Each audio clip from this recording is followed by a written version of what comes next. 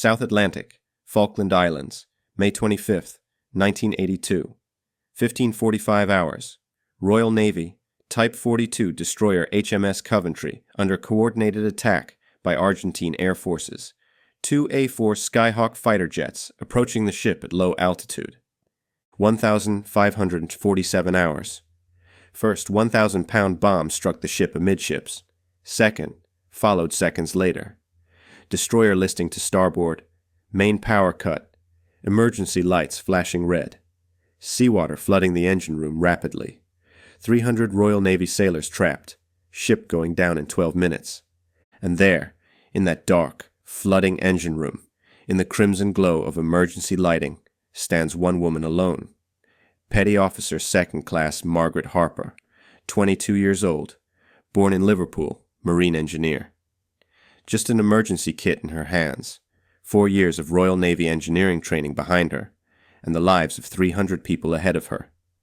First crisis. Main electrical system down, backup generator failing. Maggie's first intervention. Manually activated backup systems. Emergency power online in 3 minutes. Second crisis. Bilge pumps can't keep up with water pressure. Ship listing rapidly. Maggie's solution. Manually emptied ballast tanks. Kept ship balanced. 16:30 hours. 45 minutes passed. Maggie had manually operated 3 major systems, but still taking on water. Shrapnel wound in left leg. Uniform soaked through, but that cold British determination burning in her eyes. Last radio message. Harper, what's your status? Maggie's response. Calm and certain. Ship is under my control. Get us rescue. I'll hold her here. 18:15 hours. 2.5 hours in.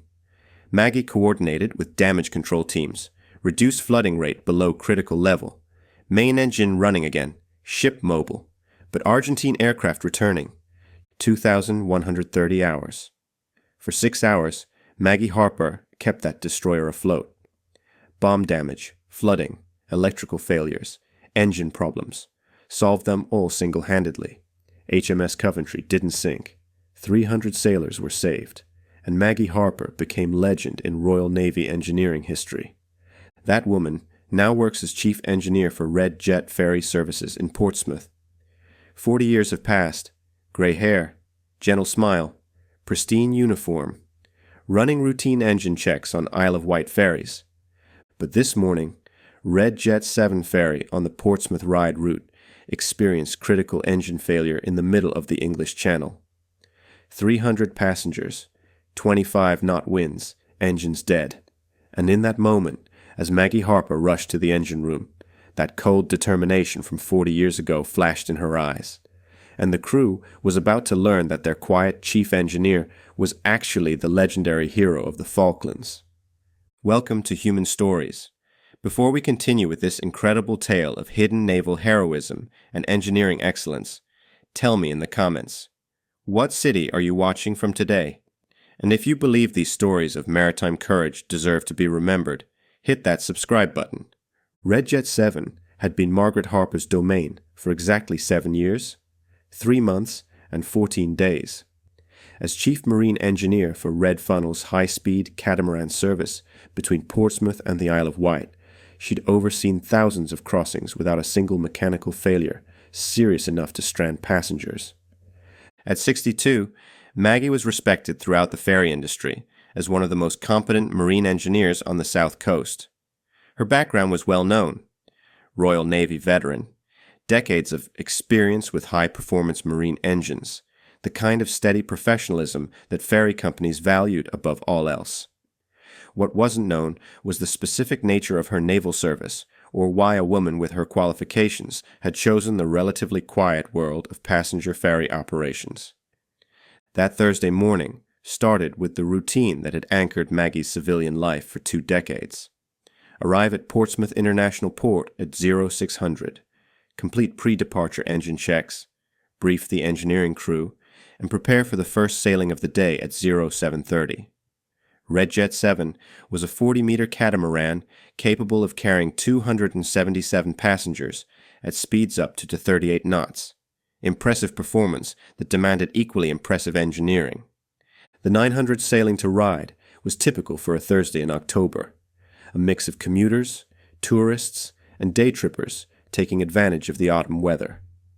Among the passengers were the Morrison family from Manchester, visiting the Isle of Wight for half-term holiday, several business people heading to meetings in Cowes, and a group of German tourists fascinated by the high-speed ferry technology.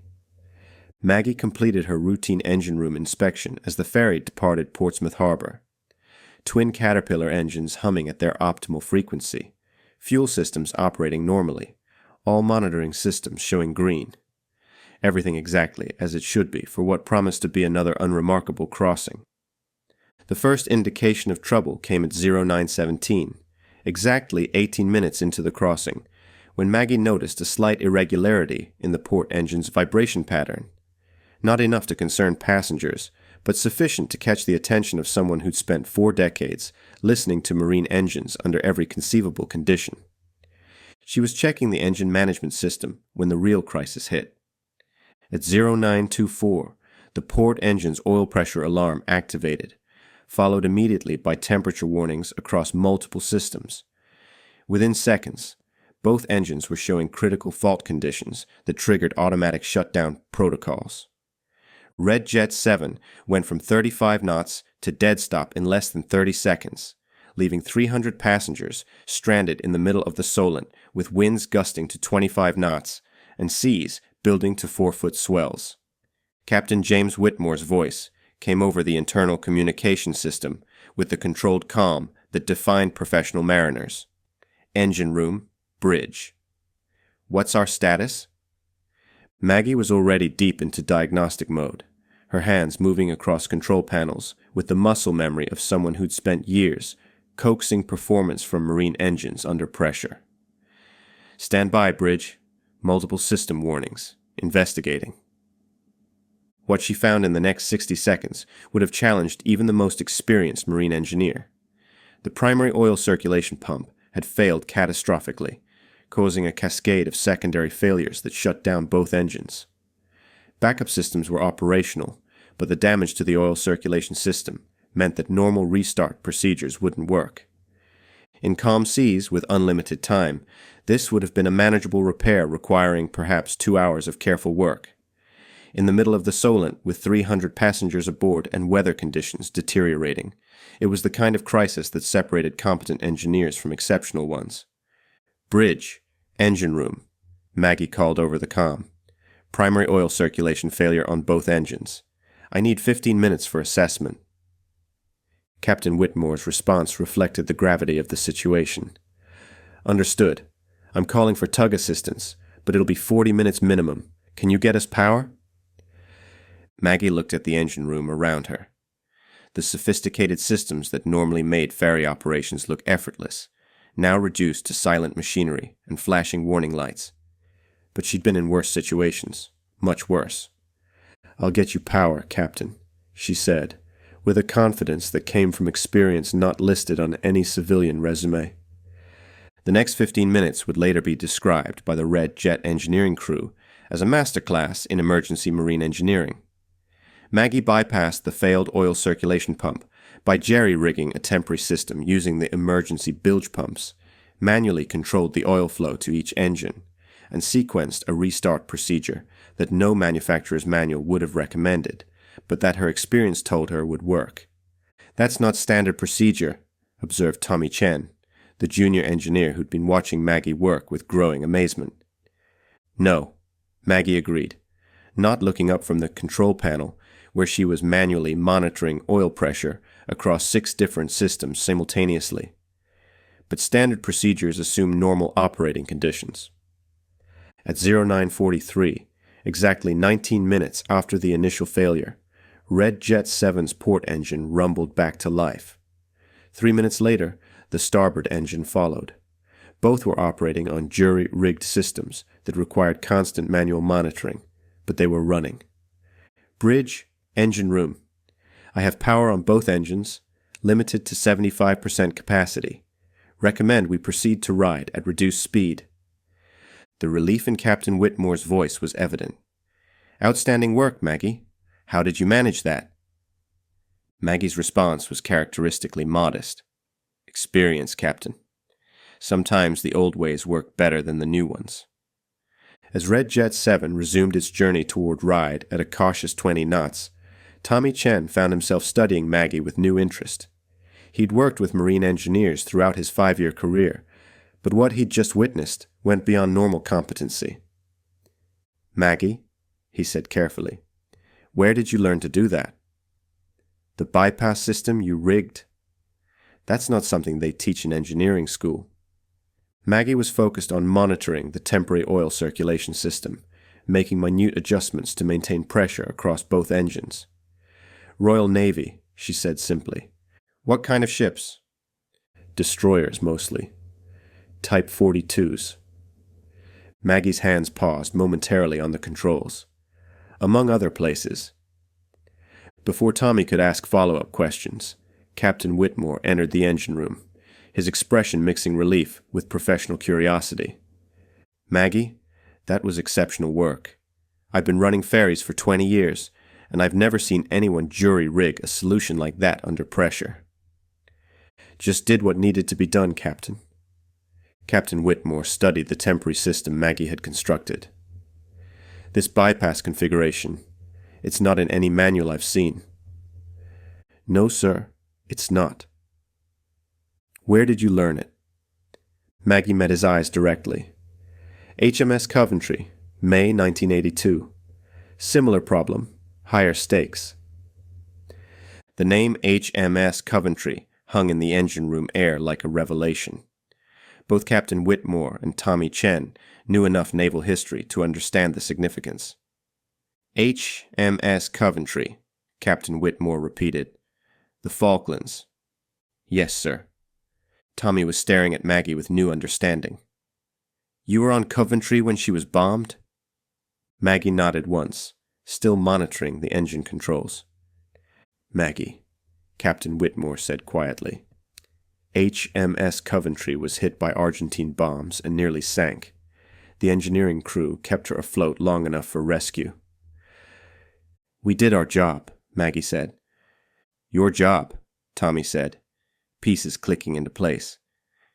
You were part of the damage control team that saved the ship? Maggie's response was so quiet they almost didn't hear it. I was the damage control team, for 6 hours. The weight of this statement settled over the engine room. Captain Whitmore, a veteran mariner himself, understood immediately what Maggie was telling them. You kept HMS Coventry afloat single-handedly for 6 hours after she was bombed? The ship was my responsibility. 300 men were counting on me to do my job. Tommy was processing this information with the awe of someone realizing they'd been working alongside living history. How old were you? 22. Captain Whitmore shook his head in amazement. Maggie, what you did on Coventry, that's the stuff of naval legend. Why didn't you ever mention it? Maggie made a final adjustment to the oil pressure controls before answering.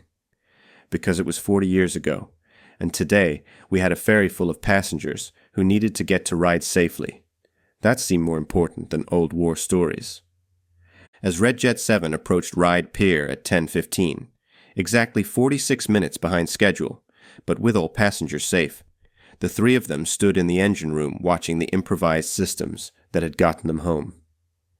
Maggie, Tommy said, I have to ask, what really happened on Coventry?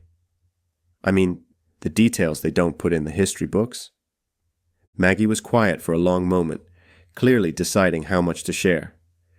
We took 2 bombs amidships, lost main power, took on water faster than the pumps could handle, and started listing to starboard. In normal circumstances, she would have gone down in 12 minutes. But she didn't, Captain Whitmore observed. No, she didn't.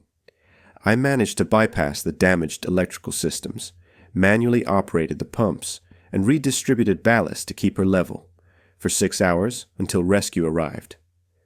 Manually operated the pumps for 6 hours? Tommy asked. That's superhuman. That's stubbornness, Maggie corrected. I decided that ship wasn't going to sink on my watch, and I was too young and too proud to admit that might not be possible. Captain Whitmore was studying Maggie with the respect that one professional gives another who's proven themselves under the ultimate pressure. Maggie, why ferries? With your background, you could have worked anywhere in the maritime industry. Maggie's answer surprised them both with its directness. Because after spending 6 hours wondering if 300 men were going to die because I couldn't keep a ship afloat, I wanted to spend the rest of my career making sure passengers got where they were going safely and on time. Ferry work might seem mundane, but every crossing matters to someone. As they prepared to disembark the passengers, Tommy had one more question. Do you ever think about that day? On Coventry? Maggie looked at the temporary engineering solution that had gotten them through the morning's crisis. Every time I hear an engine alarm, I think about it. But not because of the fear or the danger. I think about the satisfaction of solving an impossible problem with whatever tools you have available. And today? Captain Whitmore asked. Today reminded me why I love this work. Different ocean, different stakes, same principles. Take care of your machinery, take care of your passengers, and never give up on finding a solution. Later that evening, as the Red Jet engineering team completed permanent repairs to the oil circulation system, Tommy found himself researching HMS Coventry and the Falklands War. What he discovered gave him an even deeper appreciation for what he'd witnessed that morning. The official naval records described the damage to HMS Coventry as catastrophic, the kind of bomb damage that should have resulted in total loss of the vessel. The survival of the ship and crew was attributed to exceptional damage control efforts by engineering personnel under extreme conditions. But reading between the lines of the after-action reports, Tommy realized that engineering personnel had essentially been one 22-year-old woman working alone in a flooding engine room for 6 hours, keeping a destroyer afloat through technical skill, physical endurance, and sheer force of will. The next morning, word of the previous day's emergency had spread through the Red Funnel organization. Ferry companies live on their safety records, and successful resolution of in-flight emergencies was the kind of performance that management noticed. Fleet manager David Rogers approached Maggie as she was beginning her pre-departure checks. Maggie, I've read Captain Whitmore's report on yesterday's incident. Outstanding work under pressure. Just did my job, Mr. Rogers. Well, your job included improvising an engineering solution that saved us from a very expensive rescue operation and kept our passengers safe. But I understand there's more to the story. Maggie continued her equipment checks, not looking up. Sir? Captain Whitmore mentioned your naval background. HMS Coventry, Falklands War. I did some checking. Maggie's hands stilled on the control panel. Maggie, you were decorated for your actions on Coventry. Distinguished Service Medal for keeping the ship afloat under impossible conditions. Why didn't we know about this? Because it wasn't relevant to the job, sir. You hired me to maintain ferry engines, not to discuss old military service. Rogers studied her for a moment. Perhaps. But character is always relevant, and what you did yesterday, and 40 years ago, says everything about your character. As the day progressed, Maggie found that news of her background had spread quietly through the ferry crew, not as gossip, but as the kind of respectful recognition that maritime professionals give to someone who's proven themselves under pressure. Captain Whitmore approached her during the lunch break. Maggie, I want you to know that what you did yesterday reminded me why I love working with real professionals, but I'm curious about something. What's that, Captain? Do you miss it? The Navy, the big ships, the importance of it all. Maggie looked out across Portsmouth Harbor, where Royal Navy vessels shared the water with ferries, fishing boats, and pleasure craft. I miss the camaraderie sometimes, but I don't miss the life and death decisions. Here, when we solve a problem, everyone goes home safe to their families. That's enough importance for me. And if you had to do it again? Coventry, I mean. Maggie's answer was immediate. I'd do exactly the same thing. Those 300 men deserve to go home to their families too. 3 months later, Red Funnel organized a staff recognition event, and Maggie found herself receiving a company award for exceptional service during emergency conditions. The citation mentioned both her technical excellence and her naval background, marking the first time her military service had been publicly acknowledged in her civilian career. During the brief ceremony, Fleet Manager Rogers made a point that resonated with everyone present. Maggie Harper represents the best of both military and civilian maritime service. She brought skills learned in the Royal Navy to bear on a civilian emergency, but more importantly, she brought the values, duty, competence, and care for others that define the best of our profession. As applause filled the room, Maggie realized that she no longer felt the need to separate her military past from her civilian present. They were both part of who she was, someone who solved problems, took care of equipment, and made sure people got home safely. Whether that meant keeping a destroyer afloat in the South Atlantic or getting families to their Isle of Wight holiday, the mission was fundamentally the same. Use your skills, do your job, and never give up on the people counting on you. That evening, as she completed her final equipment check of the day, Tommy approached her with a question that had been on his mind for months. Maggie, would you mind if I asked you to teach me some of those techniques? The bypass systems, the manual controls, the stuff they don't teach in engineering school?